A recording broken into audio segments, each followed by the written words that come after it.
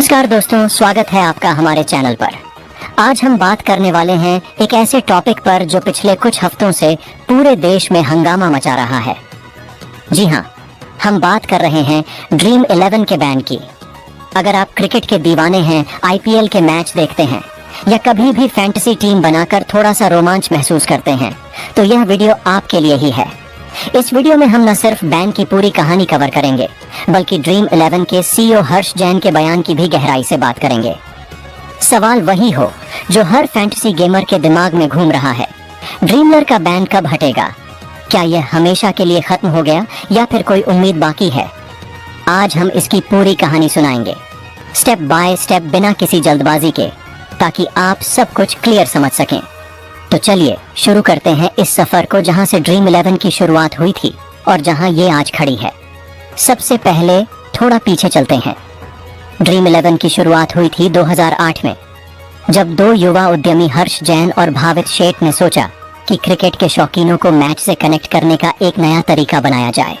वो दौर था जब स्मार्टफोन अभी भारत में पूरी तरह घुसपैठ नहीं कर पाए थे, लेकिन क्रिकेट तो हमेशा से ही हमारा जुनून रहा है।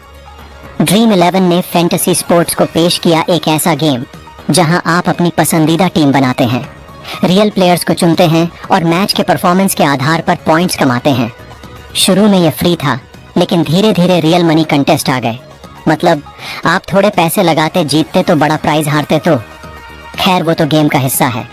2019 तक ड्रीम 11 यूनिकॉर्न बन गया, यानी 1 बिलियन की वैल्यूएशन वाली कंपनी का टाइटल स्पॉन्सर बना, टीम इंडिया का जर्सी स्पॉन्सर बना और लाखों करोड़ों यूजर्स को जोड़ लिया।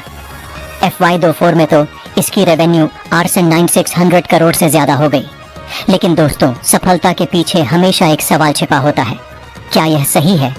क्या यह स्किल का गेम है या जुआ? अब आते हैं उस बहस पर जो सालों से चल रही थी।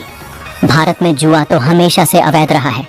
पब्लिक गैम्बलिंग एक्ट 1867 के तहत कोई भी चांस बेस्ड गेम जहां पैसे लगे वो बैन। लेकिन फैंटेसी स्पोर्ट्स को सुप्रीम कोर्ट ने 2021 में गेम ऑफ स्किल कहा था। मतलब यहाँ स्ट्रेटजी लगती है, player for pitch, condition, weather, ये सब सोचना पड़ता है।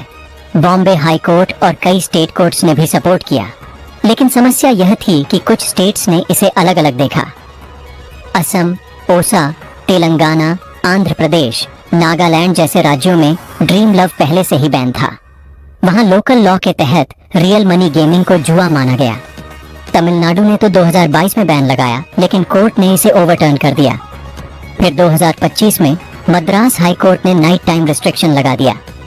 लाखों यूजर्स इन स्टेट्स में निराश हुए, लेकिन बाकी भारत में ड्रीम 1 फल फूल रहा था।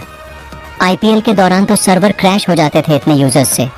लेकिन केंद्र सरकार को यह सब ठीक नहीं लग रहा था, क्योंकि रिपोर्ट्स आ रही थी एडिक्शन, फाइनेंशियल लॉस, यहाँ तक कि सुसाइड केस।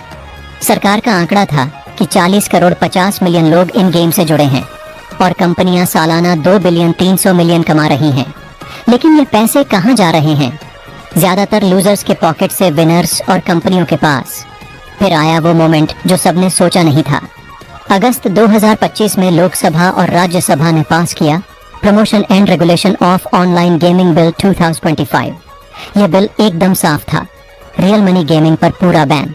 चाहे स्किलो हो या चांस, अगर पैसे लगे और जीतने का प्राइस हो तो अवैध ड्रीम 11, माया, circle, MPL, विंसो, games craft, पोकरबाजी, rummy circle, सब पर विसल कहता है कि ऐसे गेम्स ऑफर करने, प्रमोट करने या फाइनेंस करने वालों को 3 साल तक जेल और 1 करोड़ तक फाइन, एड्स करने वालों को 2 साल जेल और 50 लाख फाइन, बैंकिंग सर्विसेज भी ब्लॉक। लेकिन अच्छी बात यह कि प्लेयर्स को कोई सजा नहीं, सिर्फ प्लेटफॉर्म्स को। सरकार का तर्क यह पब्लिक हेल्थ इशू है। ऑनलाइन गैम्बलिंग से एडिक्शन बढ़ रहा है, मनी लॉन्ड्रिंग हो रही है और युवाओं का फ्यूचर खराब हो रहा है। बिल में नेशनल ऑनलाइन गेमिंग कमीशन बनाने का भी प्रावधान है, जो ई स्पोर्ट्स को प्रमोट करेगा, जैसे BGMI, reel cricket, free fire. वो तो बैन नहीं हुए क्योंकि वो फ्री टू प्ले हैं। लेकिन फैंटेसी स्पोर्ट्स खत्म। बिल पास होते ही रिएक्शन आया। ड्रीम 11 ने तुरंत पेड कंटेस्ट बंद कर दिए। उनकी स्टेटमेंट आई, हम लॉ का सम्मान करते हैं। कैश गेम्स डिसकंटिन्यू कर दिए। Stay tuned for second innings. CEO Harsh Jain ने कहा कि 95% रेवेन्यू रियल मनी से आता था। अब जीरो कुछ ग्रुप्स ने सुप्रीम कोर्ट जाने की बात की, लेकिन ड्रीम स्पोर्ट्स और गेम्स क्राफ्ट ने साफ मना कर दिया। कहा हम नए मॉडल्स पर शिफ्ट करेंगे। Free to play subscription based या ई स्पोर्ट्स। लेकिन सच कहें तो यह आसान नहीं। ड्रीम 11 के 280 मिलियन यूजर्स में से ज्यादातर कंटेस्ट के लिए आते थे। अब फ्री गेम्स में मजा कहां? अब सबसे बड़ा सवाल ये, बैन कब हटेगा? दोस्तों, अभी तो कोई क्लियर डेट नहीं है। बिल प्रेसिडेंट की मंजूरी के बाद लागू हो गया है और यह परमानेंट लग रहा है। कोई ट्रांजिशन पीरियड नहीं दिया गया। कुछ रिपोर्ट्स कहती हैं कि इंडस्ट्री लॉबिंग कर रही है, शायद फ्यूचर में रेगुलेटेड मॉडल की डिमांड करें। जैसे अमेरिका में ड्राफ्ट किंग्स को टैक्स लगाकर लाइसेंस दिया गया और वो $15 बिलियन का एम्पायर बन गया। भारत में भी अगर 40% भी एसटी मंजूर हो जाता तो शायद बैन न लगता। लेकिन सरकार का स्टैंड सख्त है। यह सोशल इविल है, कोर्ट चैलेंज संभव है। लेकिन ड्रीम 11 जैसे बड़े प्लेयर्स ने बैकफुट ले लिया है। अगले कुछ महीनों में देखना होगा। अगर पब्लिक प्रेशर बढ़ा या इकोनॉमिक लॉस दिखा तो शायद रिव्यू हो, लेकिन अभी उम्मीद कम है। IPL 2026 तक तो भूल जाओ। इस बैन का असर कहां कहां दिख रहा है? सबसे बड़ा झटका BCCI को। ड्रीम LT इंडिया का लीड स्पॉन्सर था। 358 करोड़ का डील 2035 से 2036 तक।